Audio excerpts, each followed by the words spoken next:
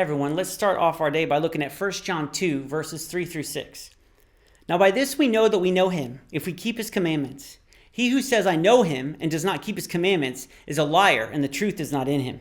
But whoever keeps his word, truly the love of God is perfected in him. By this we know that we are in him.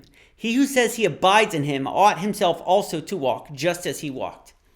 Now here John is addressing some things happening in the church where there were people who wanted to improve upon Christianity by making it intellectually respectable to the secular philosophies of the time. Sometimes we do the same thing, right? We want to make it intellectually respectable, right? Because we don't want to look like idiots, because everyone thinks that we're idiots. You go to college and your professor is like, does anyone still believe this? And we may believe it, but we don't want to look like idiots.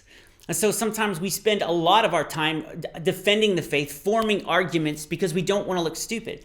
And this is a good thing. I'm not saying this is a bad thing, but we can spend so much time on it that we're not actually spending time in our Bible or spending time with God. We're not being in God. On the other end of the spectrum, maybe we have these emotional experiences in worship and we felt God and we love these experiences, but in the day-to-day, we're not in God. And this was present in the church at this time. You see, Jesus had set forth a new standard of love and a new standard of forgiveness. He called his people to be set apart, to be different. And I bet at first this was so exciting, right? Can you imagine right after the resurrection? Can you imagine seeing miracles or hearing about miracles? Like even if you never saw one, you probably heard about it. There was probably a lot of excitement around the area at the time, being a Christian. But then over time, the thrill faded, right? The joy of it was gone. It wasn't exciting anymore. Their love had grown cold. Jesus said in Matthew 24:12, the love of many will grow cold. And for many, these new standards had become more of a burden.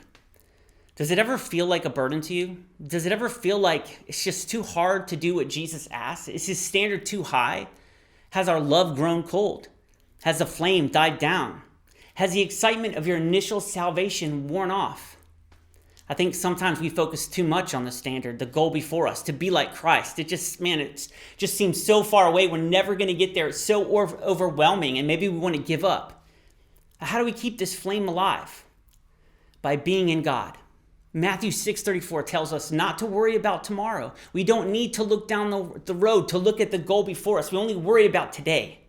And I tell you, if you focus on Jesus today, not the standard of Jesus and who he wants you to be far away, but just focus on Jesus himself. Spend time with him today. Just focus on what you can do today. And I guarantee you, if you listen to him today, if you are in God today, it will be easier tomorrow.